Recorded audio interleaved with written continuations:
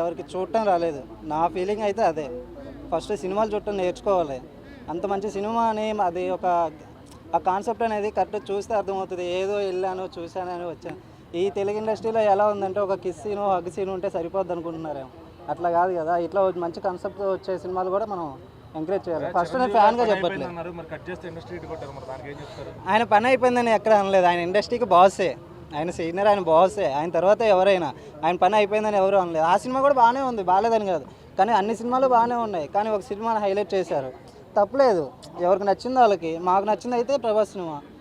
అదే అంటే ఏంటి రావడమే అసలు బాగాలేదు అని చెప్పి, కంటెంట్ బాగాలేదు అని మారుతి గారు ఇంటికి వెళ్తామని ఆయన అడ్రస్ చెప్పడము చాలా కాన్ఫిడెంట్ గా చెప్పాడు కదా ఆయన కూడా.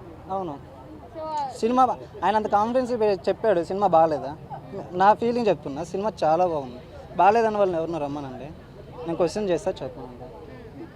ఎక్కడ ఏ సీన్ బాగాలేదు, ఏది నచ్చలేదు. రాజేశ్వర్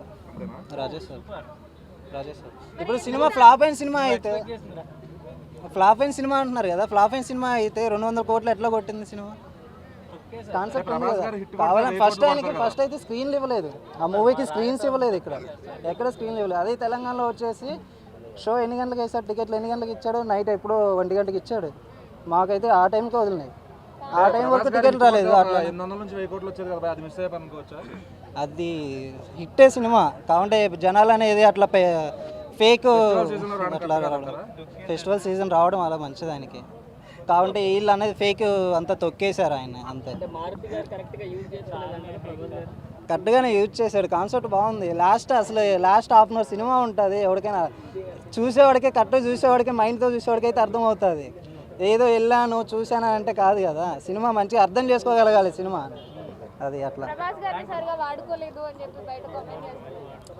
100 మంది 100 రకాలుగా మాట్లాడతారు. దారిని పోతుంటే కుక్కలు మరుగుతుంటాయి. ఆయన పట్టించుకుంటారా? పట్టించుకోరు కదా. ఎవరికి నచ్చింది ఎవరు